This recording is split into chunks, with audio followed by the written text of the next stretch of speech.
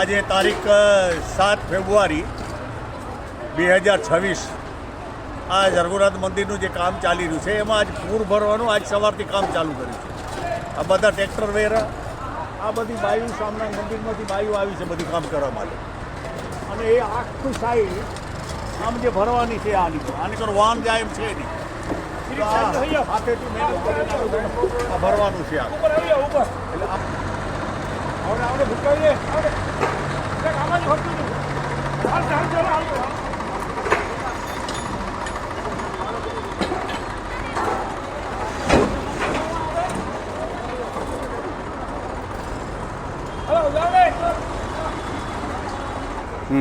જય સિયારામ. આ મંદિરનું જે કામ ચાલી રહ્યું છે આજે લાઈવ તમને બતાવવા માટે આજે તારીખ ફેબ્રુઆરી મહિનાની 7 તારીખ છે, શનિવાર છે. આજે હનુમાન ચાલીસાનો પાઠ ચાલુ થઈ ગયો છે. અને આ જે છે ને એ રેપ છે, અહીંયાથી વાહન અંદર જશે, આખો હોલ હશે. અને આ હોલની અંદર 500-600 માણસો અંદર બેસીને કથા કીર્તન કરવું હોય તો કરી શકશે. સામેનો ભાગ જે છે એ નીચેનો રસોડાનો વિભાગ છે આખો, અને એ રસોડો છે. અને આ પાટિયા લાગ્યા છે એટલું. અને આ પીવીસીના પાઇપ જે દેખાય છે એ પીવીસીના પાઇપ છે એ જમીનમાંથી નીચેથી આવ્યા છે. એ સિંહાસનનો ભાગ છે, મંદિરનું ઉપર જે સિંહાસન થશે એનો ભાગ છે. ને આ બેનો બધું આ કામ કરવા આવ્યું છે, બધી મંદિરમાંથી અટાણે દર્શન કરવા આવી, એટલે આ બધી સેવા કરવા માટે આવ્યા છે.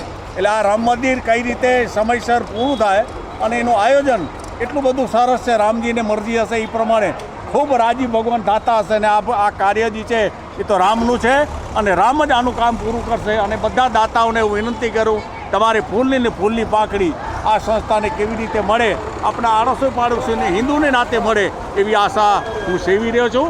મંદિરની જવાબદારીને નાતે વેલજીભાઈ આ તો નિમિત્ત બન્યું છે, અમારા ટ્રસ્ટીઓ નિમિત્ત બન્યા છે. પણ આ કાર્ય જે છે એ માધાપરની એક રોનક હશે એક દિવસ. અને આપ જોશો આજે કેટલાય ટ્રેક્ટર આજ સવારથી 10 ટ્રેક્ટરો આમને આમ લાગે પડે. તો આ બધું કામ એક જ દિવસમાં પૂર ભરવાનું હતું, પાછળના ભાગમાં ભરાઈ ગયું છે. જય સિયારામ.